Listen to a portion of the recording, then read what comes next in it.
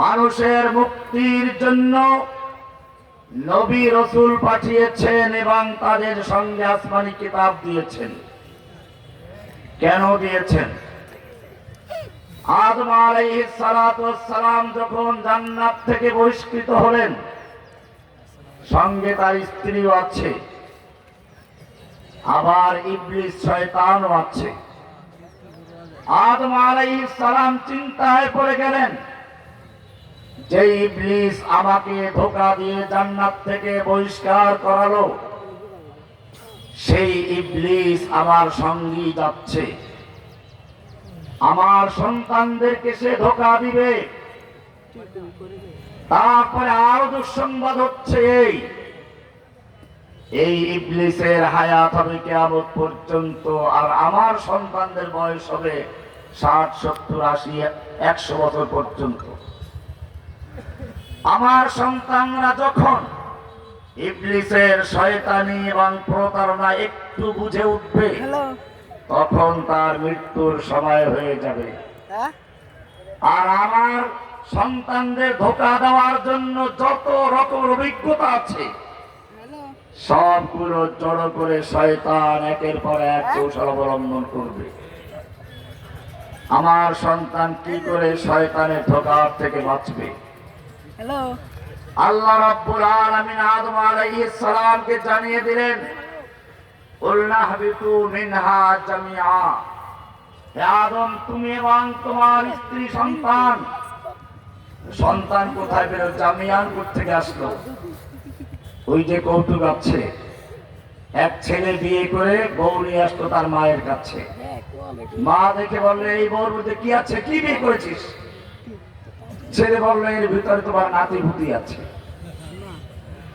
আল্লাহ রাব্বুল আলামিন জানিয়ে দিলেন, কুলনা হাবিতু মিনহা জামিআন, তোমরা সকলেই এখান থেকে নেমে যাও। ফাইম্মা ইয়াতিয়ান্নাকুম মিন্নি হুদান, সূরা বাকারার 38 নম্বর আয়াত। ফাইম্মা ইয়াতিয়ান্নাকুম মিন্নি হুদান, আমি তোমাদেরকে শয়তানের খপ্পরে এমনিতে ছেড়ে দিচ্ছি না, আমি তোমাদেরকে এমনি দুনিয়া পাঠাচ্ছি না। আমার পক্ষ থেকে তোমাদের কাছে রোড ম্যাপ যাবে, হেদায়েত নামা যাবে, পথ নির্দেশিকা যাবে, সংবিধান যাবে। ফামান তাবিআ হুদায়া, সুতরাং যারা আমার হেদায়েতকে অনুসরণ করবে, আমার সেই গাইডলাইন রোড ম্যাপকে অনুসরণ করে চলবে, আমার সংবিধানকে যারা মেনে চলবে, আল্লাহ বলছেন ফালা খাউফুন আলাইহিম ওয়ালা হুম ইয়াহজানুন, তাদের কোনো ভয় নেই, তাদের কোনো চিন্তা নেই। ইন্ডিয়ার কত সৈনিক আছে, কত অস্ত্র আছে, কত জনবল আছে, আর রাশিয়ার কি সৈনিক আছে?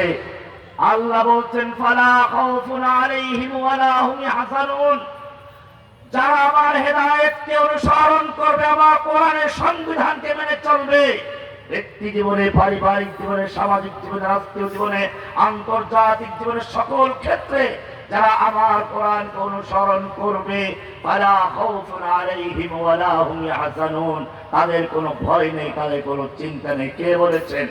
আল্লাহ। আল্লাহ অঙ্গীকার করেছিলেন আদমের সঙ্গে। এ কারণে কোরআনের শুরুতে আল্লাহ জানিয়ে দিলেন, যালিকাল কিতাবু লা রাইবা ফীহি হুদাল লিল মুত্তাকিন, আমি আদমের সঙ্গে যে অঙ্গীকার করেছিলাম, তোমাদের জন্য সংবিধান দিব, নীতিমালা দিব, রোড ম্যাপ পাঠাবো, এই কোরআন হচ্ছে সেই কিতাব। যালিকাল কিতাবু লা রাইবা ফীহি হুদাল লিল মুত্তাকিন, যা মুত্তাকিনদের জন্য হেদায়েত এবং সংবিধান। আজকে বাংলাদেশের মুসলিমরা দাবি করে আমরা সকলেই মুসলিম, লা ইলাহা ইল্লাল্লাহ বলে ইসলাম কবুল করেছি। আমি সব সময় বলি লা ইলাহা ইল্লাল্লাহ দুইটা অংশ রয়েছে। একটা হচ্ছে লা ইলাহা, লা মানে নেই, ইলাহা মানে কোনো মাবুদ নেই, কোনো মাবুদকে আনুগত্য করা যায়, যার বিধান মানা যায়, যাকে সিজদা করা যায়, যার নামে মান্যত করা যায়, যার নামে পশু জবাই করা যায়, যার কাছে প্রার্থনা করা যায়, এমন কেউ নেই। লা ইলাহা, অন্তর থেকে সব উৎখাত করে লা ইলাহার মাধ্যমে ইল্লাল্লাহ বলে শুধু একজনকে বলা হচ্ছে, কাকে?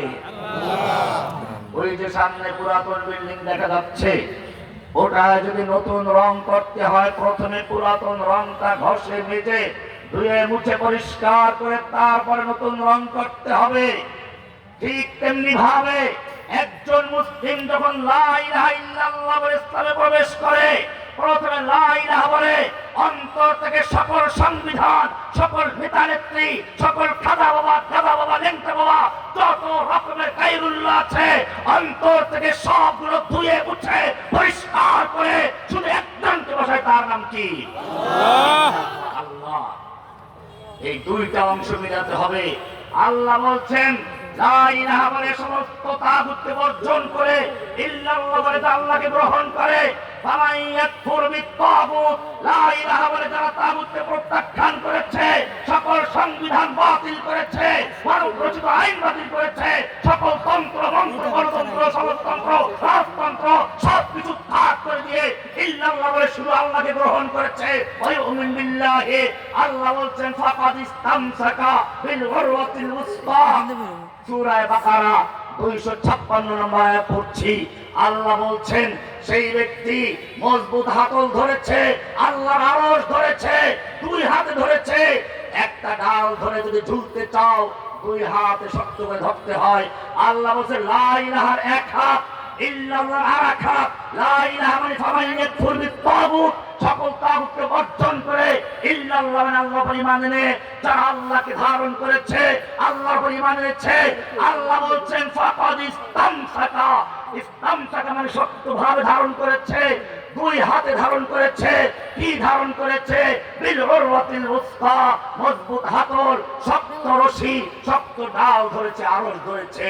লান ফিসামা লাহা, দুনিয়ার যত বড় শক্তি হোক না কেন, আমেরিকা হোক, রাশিয়া হোক, ইন্ডিয়া হোক, স্পেনে সন্ত্রাসী হোক, আল্লাহ বলছেন লান ফিসামা লাহা, যারা ফামান ইয়াকফুর বিত-তাগুত, লা ইলাহা বলে সব বর্জন করলো, ইল্লাল্লাহ আল্লাহকে গ্রহণ করেছে। আল্লাহ বলছেন তারা মজবুত হাতল ধরেছে, শক্ত হাতল ধরেছে, দুই হাতে ধরেছে। লান ফিসামা লাহা, তাদেরকে কেউ আল্লাহ থেকে বিচ্ছিন্ন করতে পারবে না। দুনিয়ার কোন প্লাবন, কোন তুফান তাদেরকে ভাসিয়ে নিতে পারবে না। কে বলেছেন? আল্লাহ। এবারে প্রশ্ন হচ্ছে আল্লাহ সেই কালামকে আমরা ধারণ করতে পেরেছি কিনা? কোরআন বলছে, আল্লাহ তাআলা সূরা নিসা 60 নম্বর আয়াতে বলেছেন আফআলাম তারা ইলাল্লাযীনা ইয়াযউমুনা আন্নাহুম আমানু বিমা উনজিলা ইলাইকা ওয়া মা উনজিলা মিন ক্বাবলিক। হে নবী, আপনি কি ওই সকল লোকদেরকে দেখেননি যারা দাবি করে, ইয়াযউমুনা দাবি করে, আন্নাহুম আমানু বিমা উনজিলা ইলাইকা ওয়া মা উনজিলা মিন ক্বাবলিক, আপনার প্রতি নাযিল কিন্তু কিতাবের প্রতি ঈমান এনেছে, ওয়া মা উনজিলা মিন ক্বাবলিক, আপনার পূর্বের যত কিতাব সব বিশ্বাস করে। কিন্তু যখন তাদেরকে বলা হয় কোরআনের বিধান মেনে চলো, আদালতে সংসদে কোরআন দিয়ে চালাও, আল্লাহ বলছেন ইউরিদুনা আইয়াতাহাকামু ইলাত-তাগুত, তারা আল্লাহর বিধানকে বাদ দিয়ে, আল্লাহর কোরআনকে বাদ দিয়ে, আল্লাহর রোড ম্যাপকে মারা বাদ দিয়ে ব্রিটিশের আইন দিয়ে আদালত চালায়, মানব রচিত আইন দিয়ে সংসদ চালায়। ওয়াকাদ উমিরু আন ইয়াকফুরু বিহি, অথচ তাদেরকে বলা হয়েছিল লা ইলাহা বলে ফামান ইয়াকফুর বিত-তাগুত উড়িয়ে দিতে, তাগুতের আইন বাতিল করতে। ওই উমিন বিল্লাহ আল্লাহকে মানতে বলা হয়েছিল, তারা আল্লাহর বিধানকে মানতে রাজি না। এক এক করে বলতে গেলে অনেক সময় লাগবে। প্রথমেই যখন লা ইলাহা বলে একজনের ইসলামে প্রবেশ করে, সে স্বীকৃতি দেয় সমস্ত ক্ষমতা, সমস্ত বিধান দেওয়ার মালিক একমাত্র কে? আল্লাহ। লা ইলাহা, কোন ক্ষমতার মালিক নেই, কোন আইন দেওয়ার মালিক নেই, ইল্লাল্লাহ মানে এক আল্লাহ ছাড়া। আমি জিজ্ঞেস করতে চাই, বাংলাদেশের মুসলমান যদি কোরআনে বিশ্বাস করে থাকে, তাহলে সেই দেশের সংবিধানের সাথে কত লেখা রয়েছে প্রজাতন্ত্রের সকল ক্ষমতার মালিক জনগণ। ও মুসলিম উম্মাহ, আমি তোমাকে জিজ্ঞেস করতে চাই, যেই সংবিধানে লেখা আছে প্রজাতন্ত্রের সকল ক্ষমতার মালিক জনগণ, এই সংবিধান কোন মুসলমানদের হতে পারে কিনা? কোরআনের সংবিধান দেখাচ্ছে ওখানে 7 ক আর কোরআনের 3-26 নম্বর আয়াত অর্থাৎ সূরা আলে ইমরান 26 নম্বর বলছে ক্ষমতার মালিক কে?